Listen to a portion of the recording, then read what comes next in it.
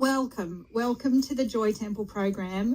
I'm here every Saturday, usually with a guest in the studio, and we talk about really cool things. And today, Vanessa is here to talk to us about positive parenting. And I'm so pleased that you were able to join me today, Vanessa. It is such a beautiful day, and I know you've given up squash to come today. Will you get a chance to get out and pick it up later, or no? Yeah, I'll just fit it in another time. Yeah. Go with the flow. Lovely. Yeah, go with the flow. That's something that we were talking about while the music was playing. Just being able to go with the flow is really important, and it is quite stressful when things aren't going, as you anticipate, and you have to troubleshoot and just kind of wing it. And that's exactly what's been happening this morning. But here we are. I'm going to take a deep breath. So as I said, Vanessa's going to be here talking to us about positive parenting. And Vanessa, when you sent me your bio this week to talk about a little bit about yourself and the work you do, I was like, holy moly, what a wild, ride in life you have had. And for myself, I have had some pretty significant challenges in life, and it's how we learn to deal with those things that give us that resilience and capacity to make decisions around our joy and happiness when we're facing challenges. Would you like to let us know a little bit about your story, Vanessa, and what brought you to training in positive parenting, which is what we're going to be talking about today? Thank you, Jan. Yes, absolutely. Yes, it's been quite a journey in life for me. I think the important bit was being sort of thrown in the deep end. And as you say, that does help us build resilience. But when you're in it, it can just feel so overwhelming. And the question is, well, how do you move on and move forward?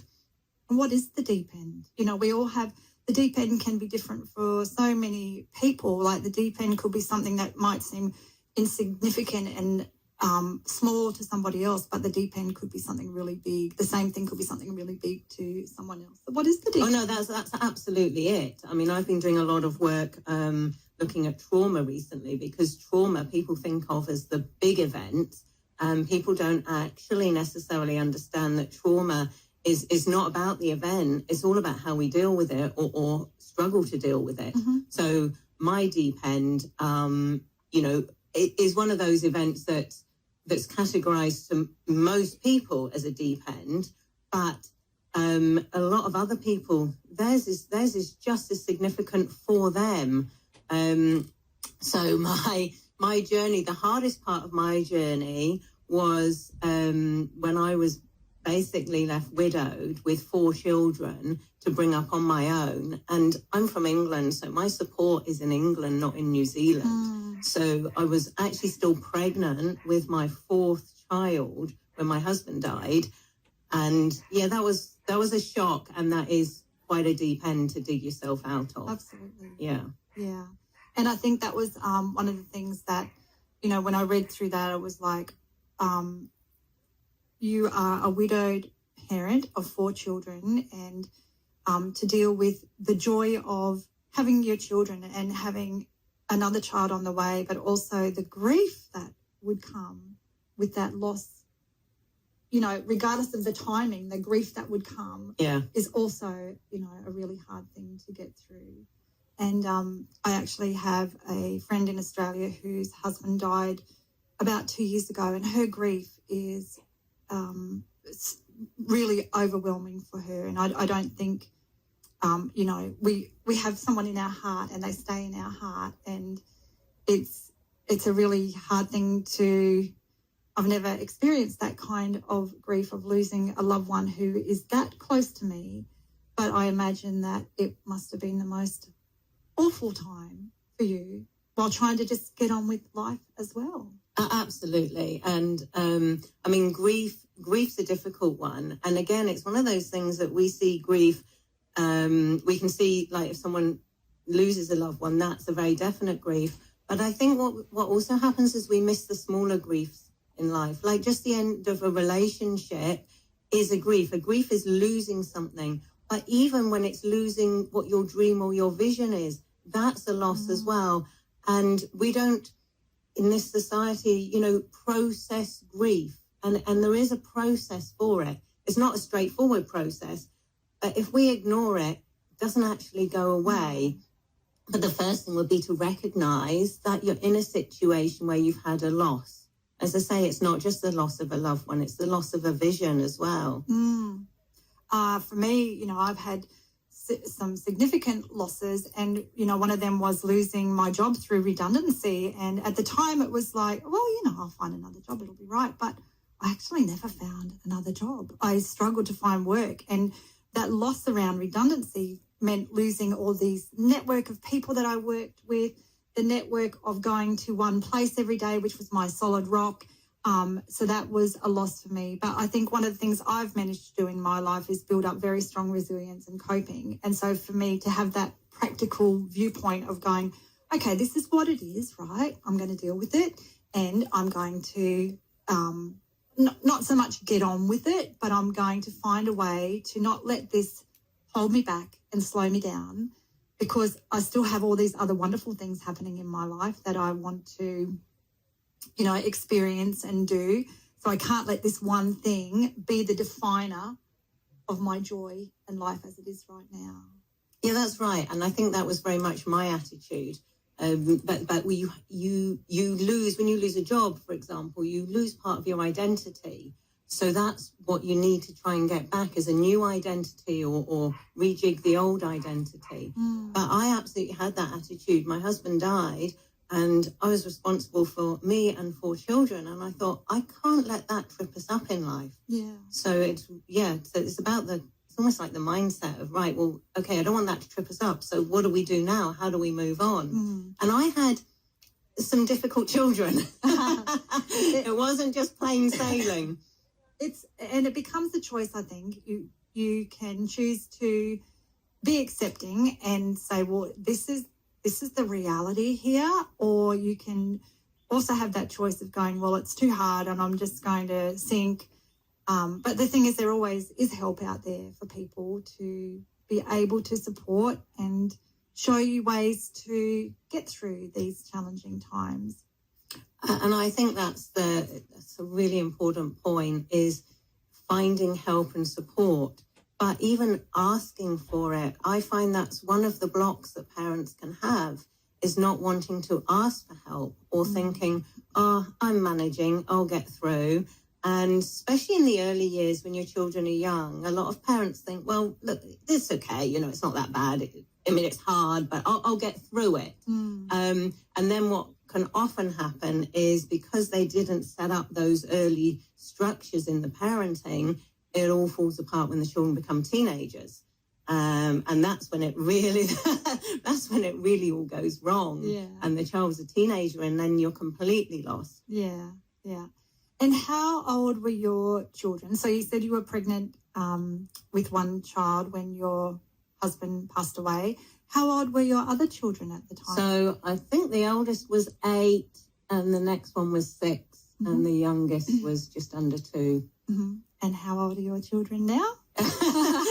Oh my goodness! No, I'm going to get shot now, because I'm probably going to get it wrong. But I think I love that. I think in next month, 27, 25, 19, and 17. Okay, so they're all healthy and thriving.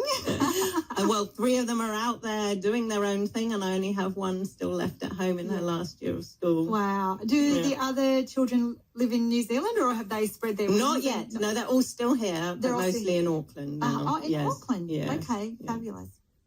So as part of your life journey, you were born in the UK, and you moved to New Zealand with your husband. Yes. And what were you doing when you came to New Zealand? Because when I read through your bio, the thing that stood out for me was busyness, hard work, no time for now, planning for the future. Well, isn't that what mothers do? So, yes, we came over when we had 2 children, and the youngest was literally 3 months old, and we bought a motel. Whereabouts? In Masterton. Oh, goodness.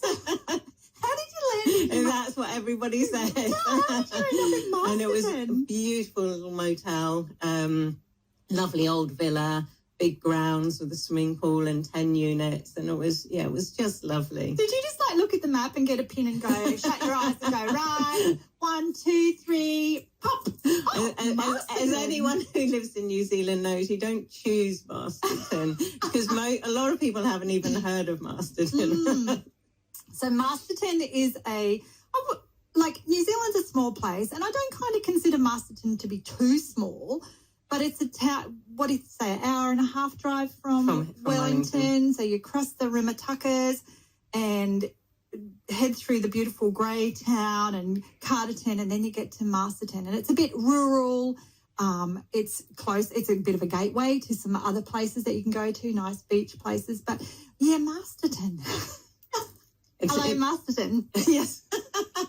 It's not a destination, but I have to say Masterton has come a long way since I arrived in 1999. Yeah, wow. And it's changed a lot, and I've recently been back there and just had a lovely weekend there. Yeah. So, yeah, well done, Masterton, and all the people at the tourism who have worked so hard to, make Masterton a really nice place to go to. Yeah, beautiful.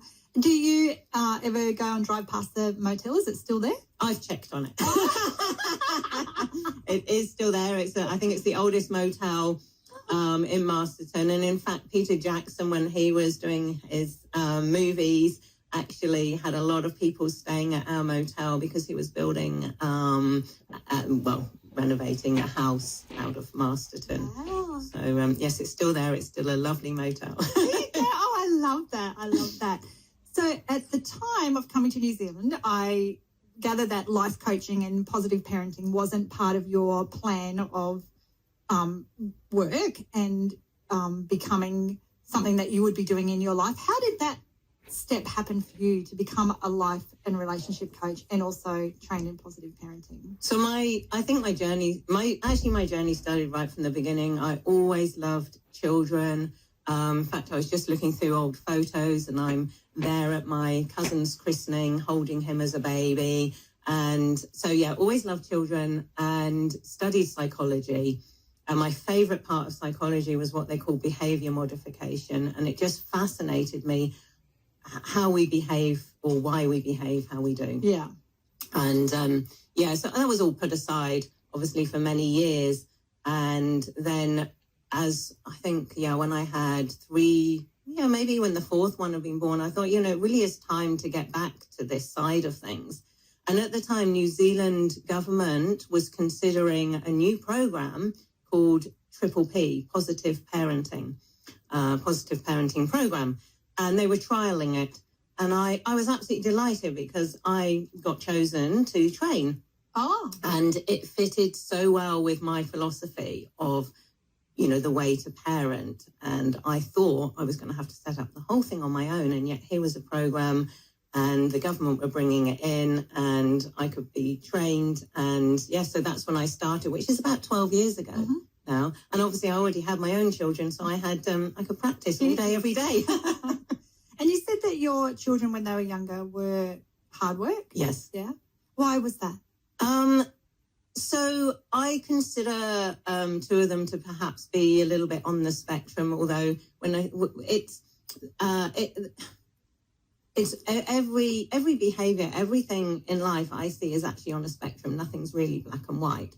And the more stressed we are, the more we move up or down a spectrum.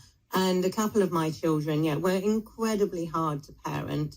They did have some very, very difficult behaviours. And what's wonderful is that positive parenting still works, but it's harder and takes longer. So you have to have more patience. And I think the trouble for other parents who have very, very difficult children is knowing that the strategy you're using is right and therefore persisting more, because it'd be very easy to think, oh, well, this is how it's supposed to work. And then you try it and it doesn't work. And so you stop and you try another strategy. And this is what parents are doing. And so by knowing that the strategy is the one that works, you stick with it. Mm-hmm.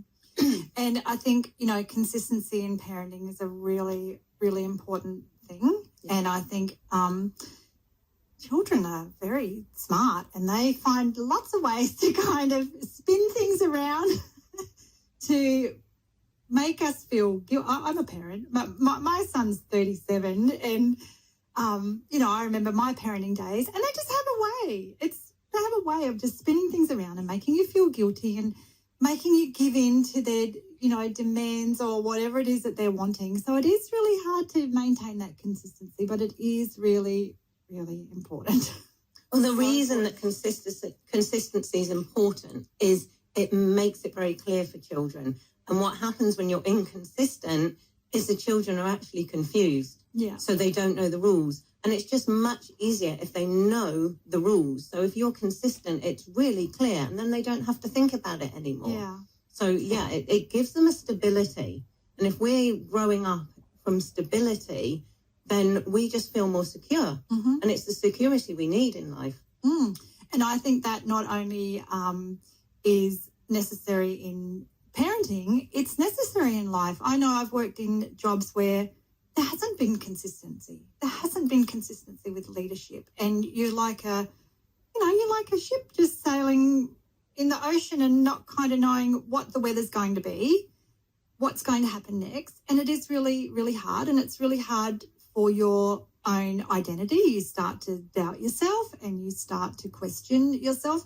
So consistency is something that for me is really important because it also is a basis of authenticity, I believe, that you are doing what you say, being who you are, and people know what to expect as well. I love your analogy. I love the analogy of the boat in the ocean. I've got a picture now in my head.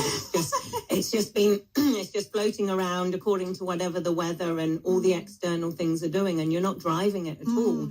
So you're not in control or in charge of your life. And that's really scary for us. We can get quite anxious because we just don't know what, as you said, we don't know what the weather's going to be. Yeah. So we're relying on external events to determine where we go and what happens. Yeah. And how do you prepare for that? If you look at that ship, how do you prepare that ship for the storm? You're going to maybe have to drop anchor or tie everything down, go undercover. So there's, it's important that I guess we do that with ourselves and have that grounding as well. Absolutely. I mean, perhaps that's what resilience is. It's knowing you can come on the radio in the morning and the music's not playing and knowing that you will find a way to get through it. And by the way, I'm still not sure that the music is going to play, but we will, that's okay. We've got a backup plan. We'll always find a backup plan. And Vanessa, positive parenting, you talked about it being parenting without punishment, setting boundaries. Can you tell us a little bit about how to parent without punishment? Because punishment has such a wide-ranging, it reaches very wide and far. And my husband, he is from India. He's currently in India. And can I tell everybody it's 31 degrees over there at the moment? Imagine how delicious that must be. 31 degrees. He headed off last Tuesday.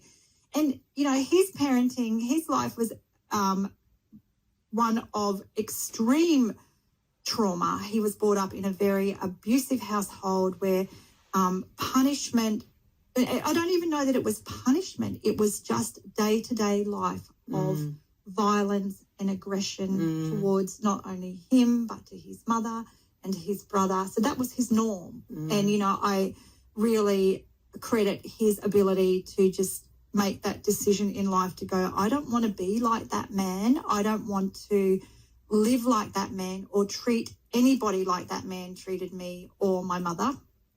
And punishment is one thing that can take on a wide range of things. So how do we parent without punishment? Yeah, that's a really good question because, it actually is possible. Well, you see, you've got parents, you end up with nowhere to go if that's your strategy. So, you've got parents who will take away a child's phone. They'll take away their extracurricular activities. They take away, and they just keep taking away to such a point they've got nothing left. And the point is because it's not working, but the parents don't have another strategy. That's the only one they know because we're brought up, as you said, in the way that we're brought up. We've got two ways to go. We think either that was rubbish, I'm going to not do that, or yeah, that was really great, let me carry on with that, or not consciously thinking it was great, but just carrying on with that. So that we need to have other strategies, and that's the thing. And if we don't have them, we can get really, really stuck. So positive parenting is a very different approach. It's about encouraging the behaviors that we want. So when we talk about positive parenting, we're looking at the behaviors we like within the children, and those are the ones we want to keep. Now, that can be really hard. Like, I've had it. You've got a child who's been naughty seemingly all day long, and I say to the parent, find the good behaviors, and I say you might have to look really, really hard, and it might only last for 30 seconds. But it does start with that. So it's like a small seed. Look for the positive ones.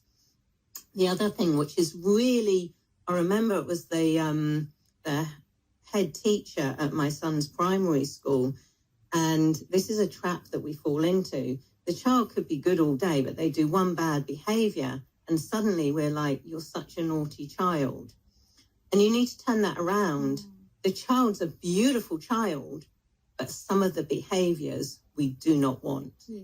So we need to not dislike the child for the behaviors. But isn't that also true in life, where we have so many wonderful things happen to us, but we always remember that one bad thing?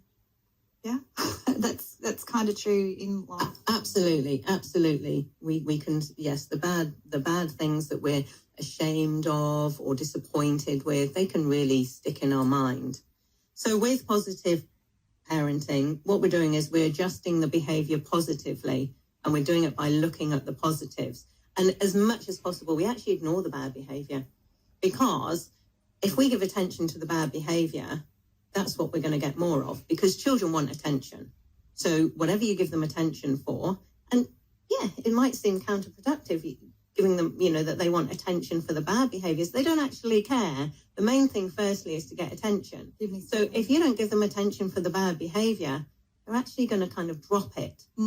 So then you focus on the good behavior. And the minute you see them do something good and you say, oh my gosh, that's amazing. Yeah. Well done for clearing up.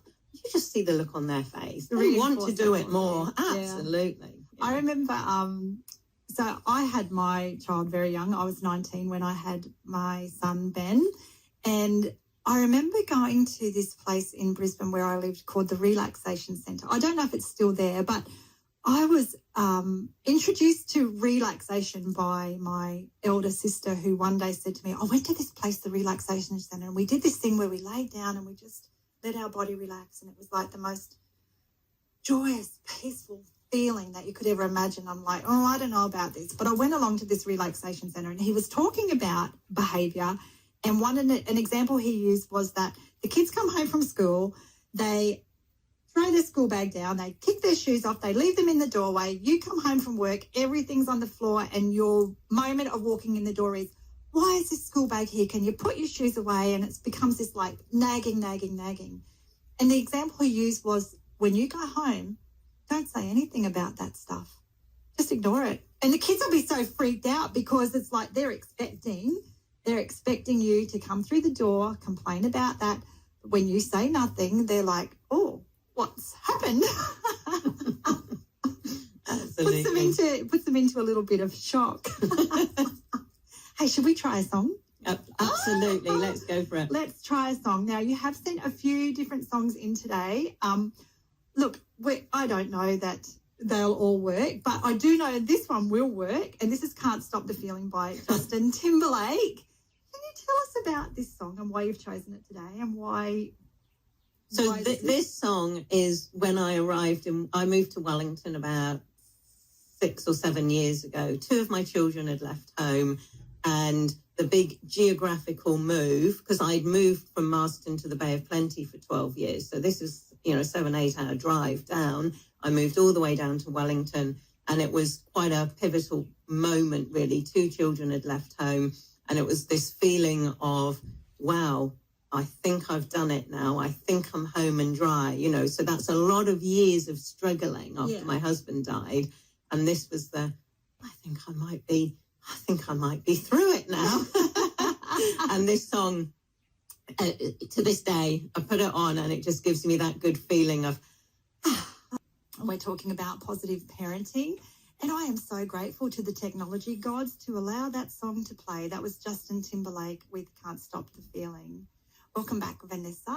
Positive parenting. We are deep in it today talking about parenting. What is the aim of parenting? Whoa, that is a question. Yeah, what is it we're trying to do? I mean, it's quite interesting, isn't it? You're going along in life and you decide to have a child, and suddenly here's this baby, and you don't actually know what you're supposed to be doing, really. I mean, stopping them crying, I think, is the first aim. I can remember one time, and my eldest, my daughter, I think she was about 6 months old, and she was just crying and crying, and I had an absolute moment of panic. Because I thought, I'm totally responsible and I don't know what I'm supposed to do. Yeah. And it's really quite scary. Yeah. We're making it up. Honestly. We are. And I think about my own parenting. So as I said, I was 19 when I had my child, and his father and I made that decision to go, you know, take this relationship forward and have this baby. And he's very much loved by both of us. We are no longer together, but we still parent him. He's 37, and my son actually has had a very difficult life in terms of his mental health and well-being. He still has major depression and anxiety. He has battled over-the-counter drug prescription addiction. So for him, it's been a really challenging time. And as a parent, you know, my role is not to judge, but to be there and love and support him and have that unconditional love for him, because, you know, things happen to us in our life that we sometimes have no control over, and we don't always know how to cope or deal with it. And sometimes drugs or alcohol is a way to be able to cope and deal with things. I'm happy to say that he is drug-free, but it was a challenge for me. And I think as your children get older, there's always that, you know, worry about what's going to happen. But talking about having children at a young age and not having a manual for your baby, what do you do? Where do you start? Well, you know what fascinates me was about 6 years ago, I got a puppy. And everybody said to me, oh, are you going to go to puppy school? And I thought, well, that's really interesting, because the assumption is we need help with how to look after an animal. And then the other day I was at squash, and this young chap was playing, and our coach said to him, oh, you know, you're going to have some lessons, basically. It was a long story short. And the guy goes, yeah, you know, I'd like to have some lessons. And just how that flowed, that it was just automatic. I've taken up a new sport a couple of months ago, and yes, I need some lessons. And yet in life, we get a baby, and nobody says, are you going to go to parenting school? We just dumped in it, and it's assumed that we're supposed to know what we're doing. And we feel we should know what we're doing.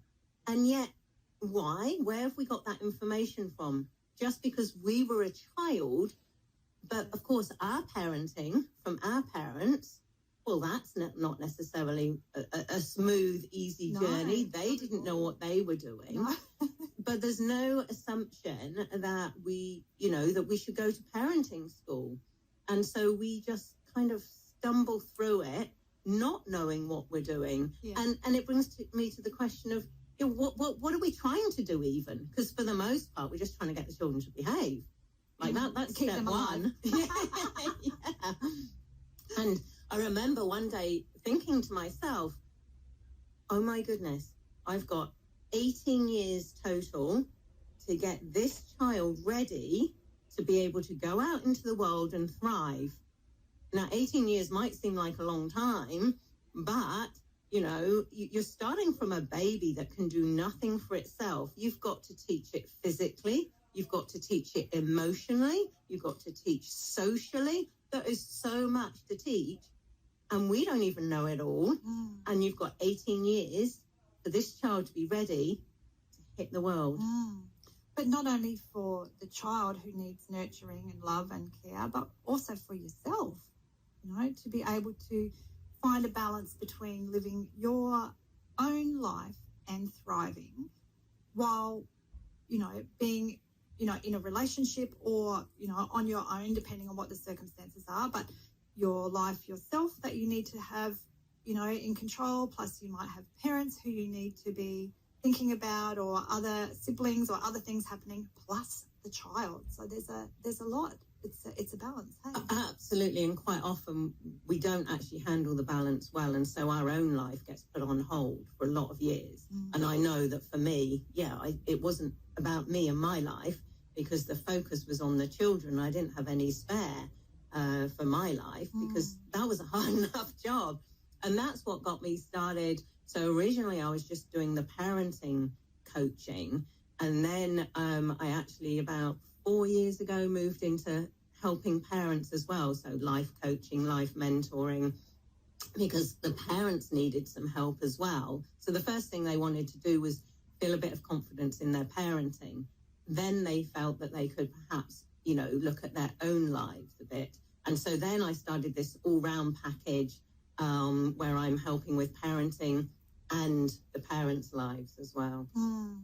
I remember when my son finished high school, and I was a single parent from when he was 5 years old. So I never had another relationship in that time. There was a lot of reasons around that. A lot of that was fear, rejection. There was a lot of stuff that, was happening in my world at that time that just didn't even enable me to consider loving anybody, or the thought of anybody ever wanting to love me after that relationship ended with his father.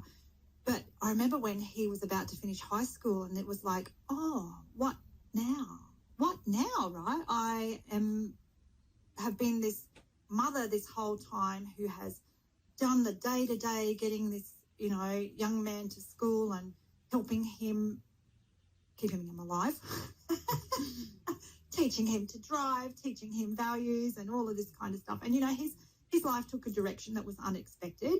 But, yeah, it's almost like you get to this point, it's like, what now? And what is now? And how did that fit? You've still got one child at home, but as your children started to leave home, how did that feel for you? Yeah, because you lose your identity. Yeah. You become a mum.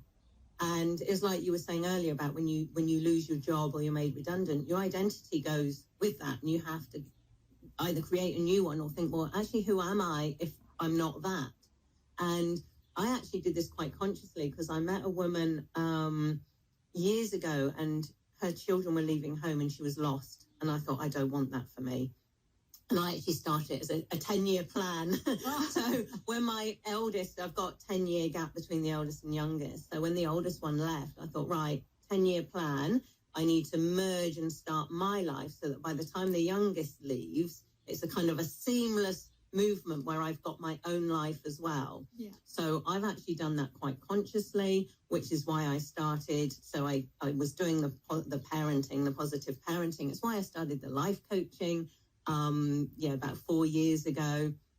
This is me now. This is my life. I'm a parent, but I'm also have these other parts. I'm into fitness. I'm a squash player.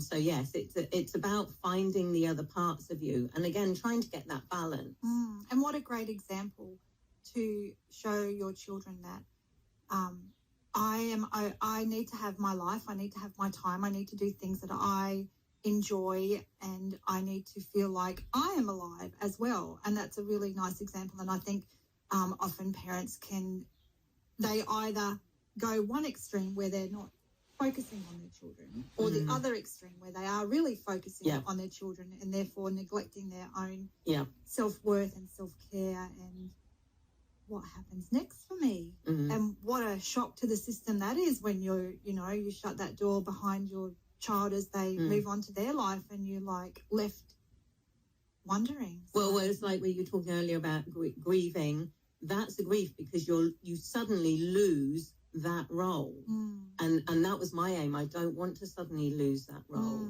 I want to be creating my new role at the same time. Yeah, that's so important. So positive parenting, what other things can you share with us about positive parenting? We were talking about punishment.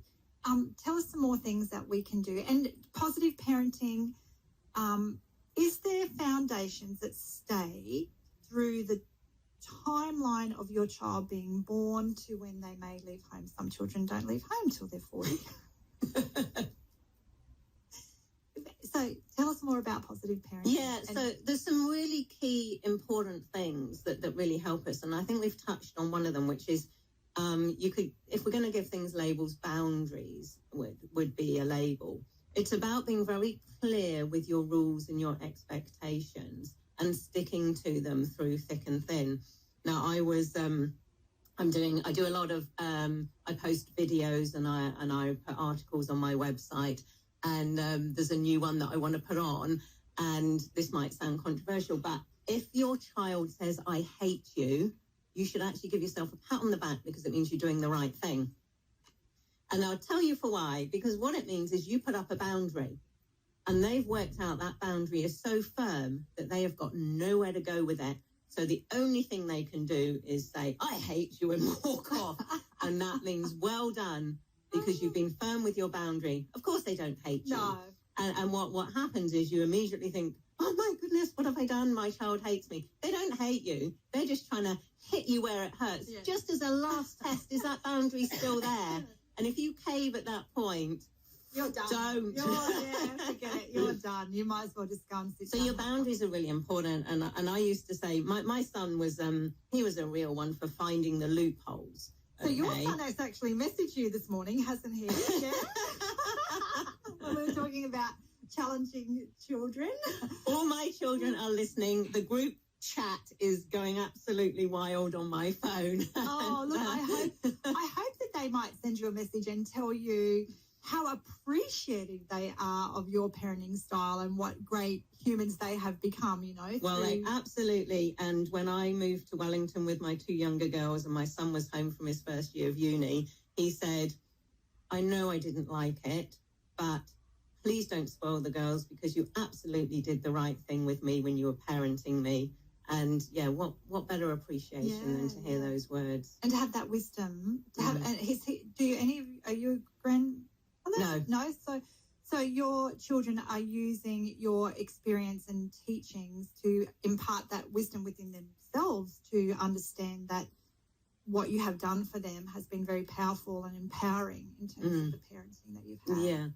Yeah, and I think, so this moves on to another very, very important thing. Children need to feel safe.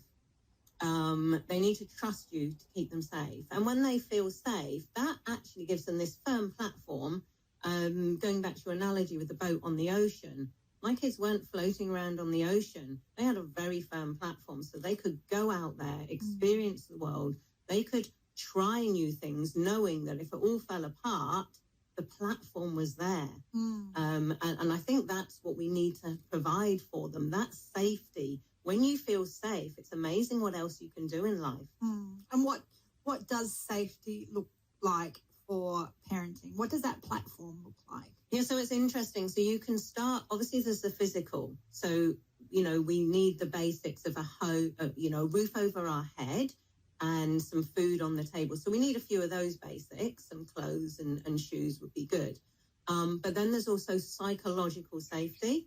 There's emotional safety. And I think this is where it goes, you know, is likely to go a little bit wrong, because as parents, we're struggling ourselves.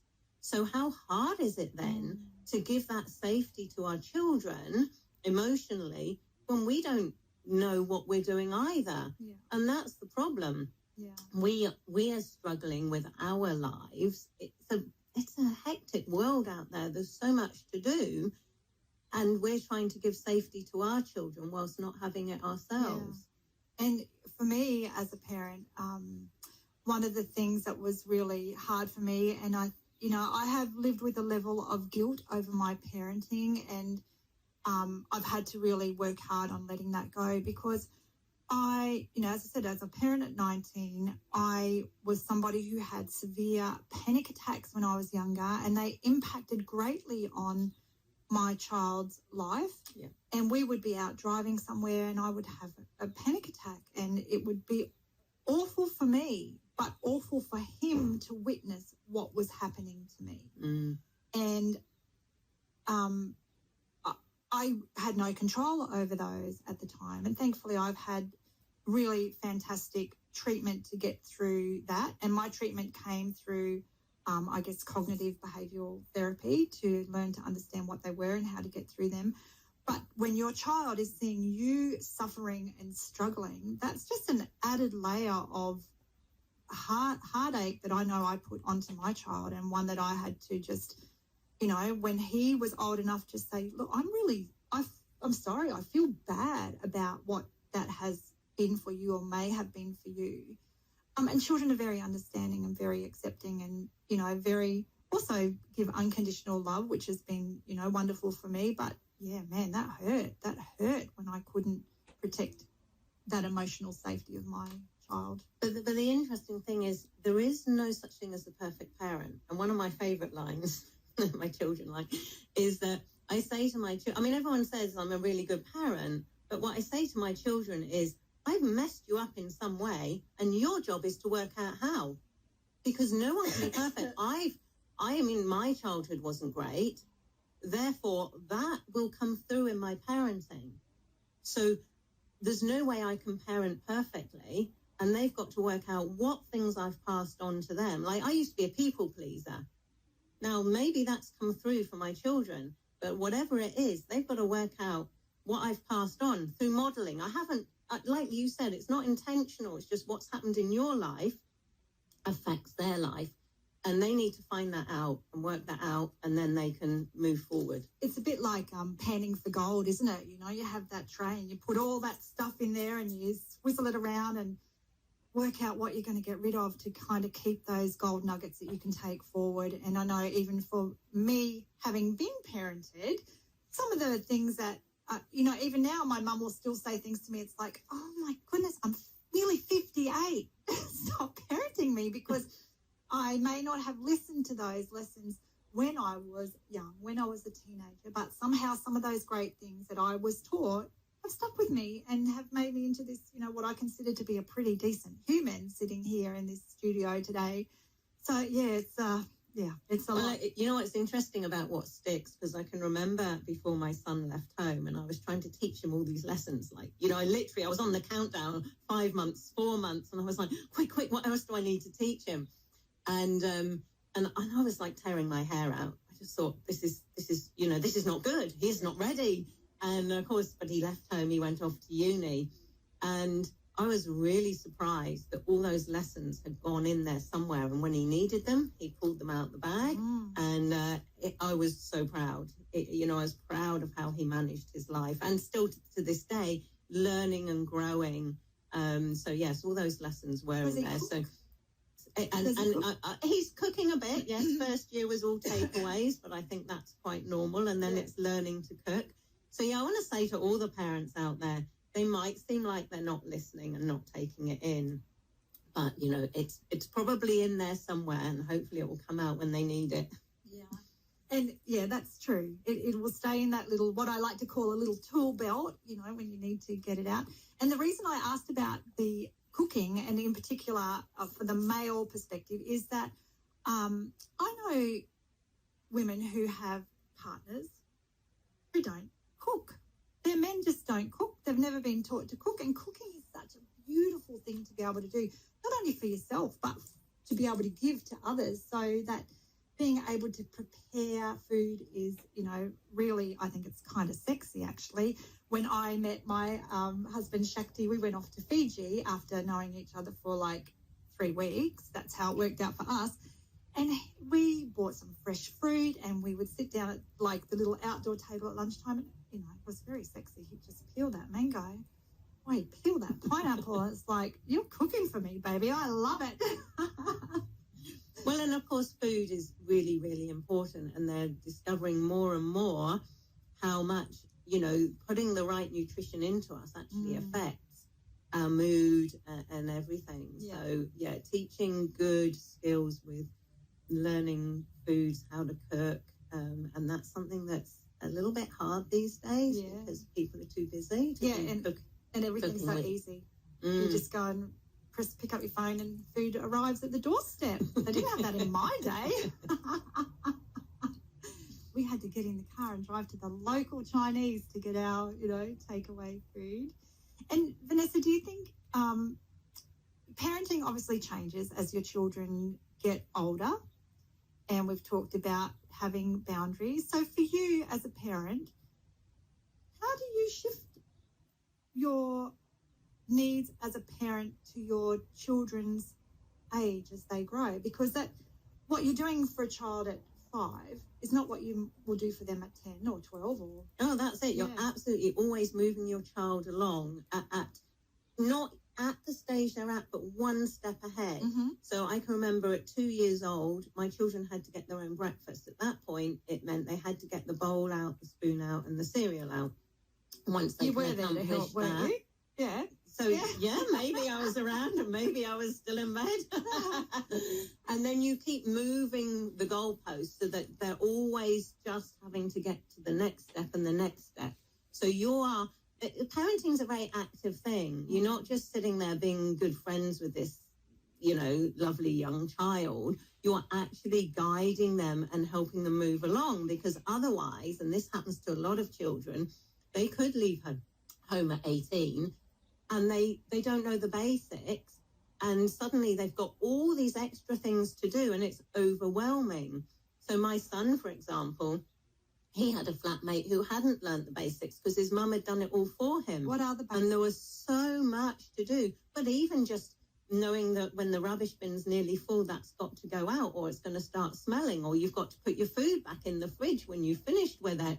There's so many things. And if you think about it, when the child's 2, you teach them to clean their teeth. And that should become such a natural thing. You've handed it over. You don't have to tell them in the morning, do your teeth, do your hair. You're now on the next step with them. And it just keeps on, kind of one step, you're one step ahead, teaching them next thing. So that, as I say, by 18, all these basic chores of living, being at appointments on time, everything that you can think of that we do, those should become easy. So we're ready for the slightly harder things, like starting a new job, which is really scary. We've somehow got to get on top of that. Now, if we're still struggling with choosing what clothes to wear in the morning and what to have for breakfast, we've made it a really hard day when we start a new job. Absolutely, yeah. And I remember, I think my son might have been about 10 or 12, and I used to work kind of in the city, and we were looking at getting him mobile on his own to be going out and catching the bus and doing things like that. And I remember he caught the bus to town. It was a pretty easy, short bus ride. But I remember my sister was in town and she drove behind the bus all the way in the car. So obviously you take your children on the bus, you show them what they need to do and where they need to get on, where they need to get off, what has to happen on the bus. And I think also for your children, it's quite exciting for them when they take those big, grand steps of, hey, I can do this myself. That you're showing them you trust them and they need to feel trusted. And, it makes them feel very special that you're trusting them to do that on their own. It can be scary. I remember pushing my daughter to, we were late for the optometrist. And I said, I'll drop you off. You go on in and I'll go and park the car. And she freaked out. She was obviously not ready for that step. But it was a case of, well, we're late. That's the best option. And I made her do it. And of course, she did it. And it just means the next time she'll feel just a little more comfortable with doing it until it's just an everyday thing. Yeah, it's just normal. And I think there's always fear with everything that happens. Any step that we do, something new, there's always a lot of fear around that. Making a choice. They don't have a procedure. So it's just been a case of overwhelm because there's just all these options. How do you choose the option? So don't give your child lots of choices. So if you're telling them to get dressed in the morning and they're struggling, literally just give them 2 where you can wear this top or this top and leave it at that so that you're narrowing it down. There's a lot of psychological phenomena, and one of them is a choice fatigue. So by the end of the day, do you know how many choices we've made? I mean, it's just hundreds of choices and decisions. And by the end of the day, we just don't want to make another choice. And then we got to cook a meal or something. Sometimes I choose 3 or 4 outfits before I even get out the door. And, when we're talking about choices, let's look at ages, right? Because you're talking about your children starting to do things like make breakfast at 2. But when do we start to build in these choices so that they can understand, and when do we start to phase out those choices so they should know that this is the way of the world, the lay of the land here in the home? Yeah, I mean, there comes a point at which you're handing over choices to them. So you start by, there's, what you'll find is a lot of parents, I'm in a lot of Facebook groups, and the parents, you know, it's the same problems time and time again. And it's like, my child is, you know, getting angry and they're shouting at me, and the child is craving some independence, but you can't give them too much. You've got to give it at the level they need. So if your child is fighting you, give them some autonomy. They want to become a real person, their own person.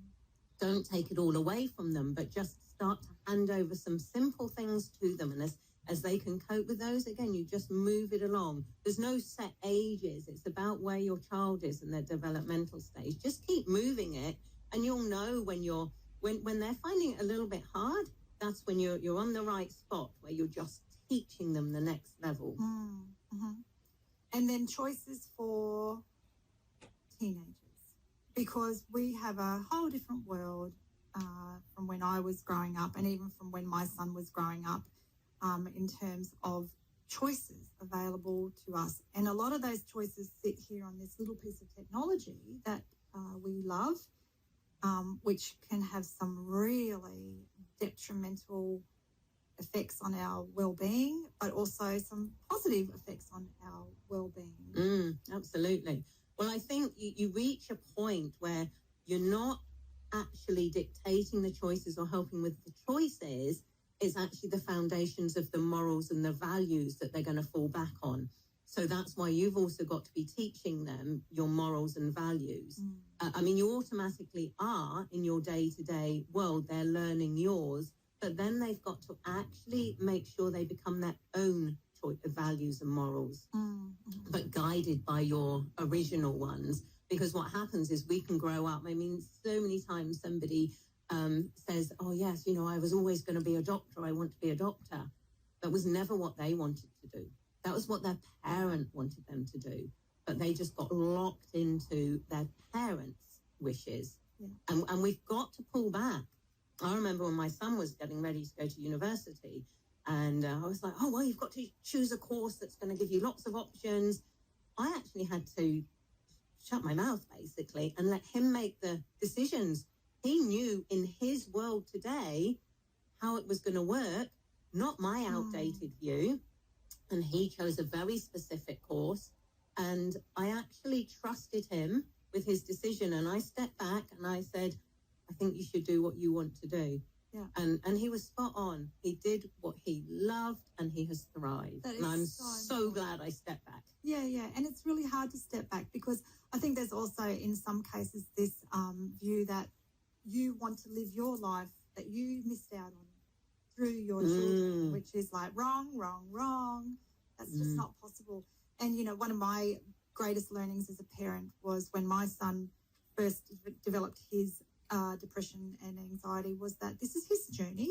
You know, this is my child's journey, and I can be there, give everything, do whatever I can, but ultimately the choices that this person makes are out of my hands. And that's a very big learning in letting go. Yes. Yeah. Yes, they start to make their own, and you are the support. You are there when they need you. And that's what I like to think I've put for my children. They know I'm there for them if they need me. They can go out, they can make their decisions, their choices, their own mistakes. They need to make mistakes. That's how we learn. That means we're trying different things. So that means we're pushing ourselves. And I'm here when they make the mistakes. I don't do anything except be there to support them and give them that safety that's okay.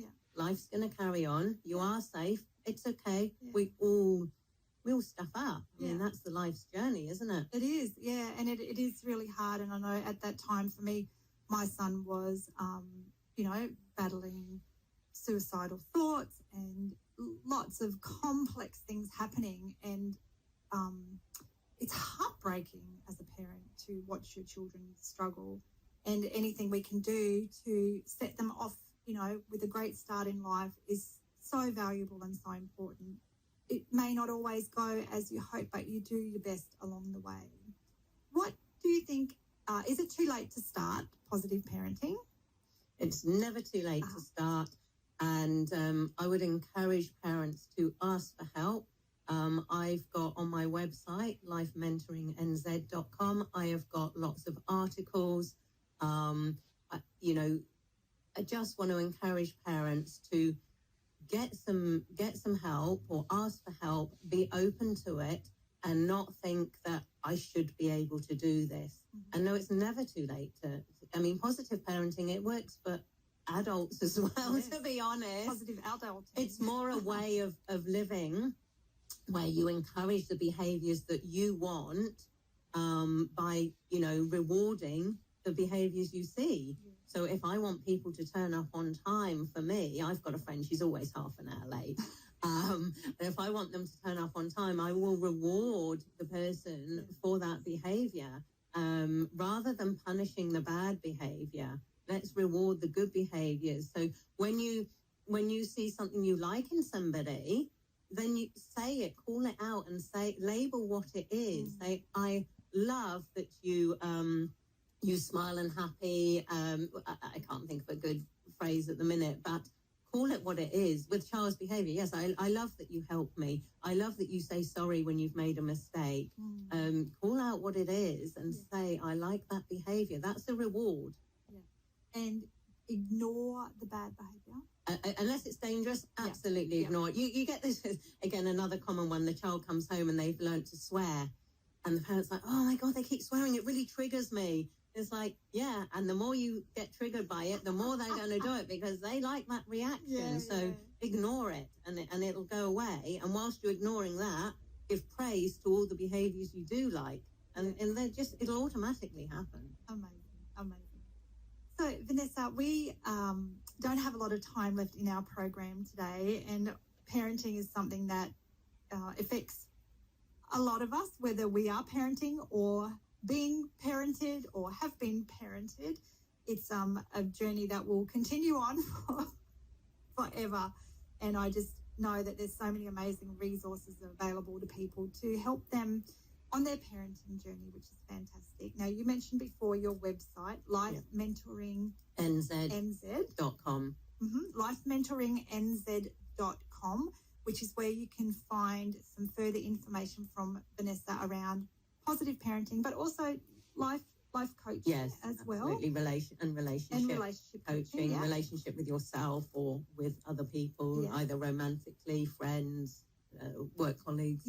I love the fact that we have so much help on hand to help us, and I have, I'm a mentor with Dress for Success, and I love doing that work, and I see great results from the work I'm doing. And for me, my next step would be to look at taking this into a professional space. And some of the feedback I get around self-help is often quite negative. Like people are like, well, what's wrong with you? Why do you need help? Or they think it's a bit of a joke to call on somebody to get help. But I think it's all the power that we can have to help us thrive and help other people thrive.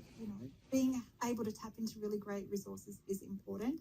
And you also said before about having some online courses available. Yes, I'm starting to put the courses online to make them very, very affordable to be able to do it yourself. It's on a platform called Udemy, which is Udemy. Mm-hmm. There's about 5 really common parenting issues. So I've got 2 of them up there so far, but the 5 we've mentioned: fussy eating, bedtimes. That is a major one for parents struggling with bedtimes. There's disobedience. There's taking kids shopping. And there's fighting.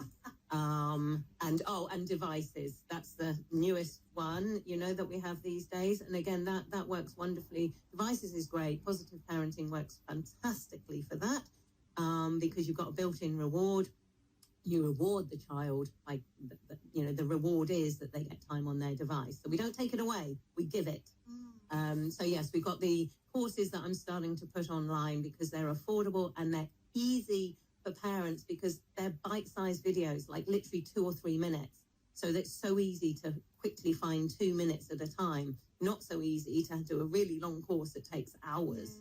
Yeah, and I think that's another thing, you know, with humans in this day and age is that we are looking for quicker wins, quicker ways to be able to problem solve or get our information. And it's great that we can just jump online and find something that will just be able to potentially solve our issue at hand, but also give us other options to help us, you know, for that wider, you know, path in life as well, which is really, really important. Yeah, it's about having strategies that work.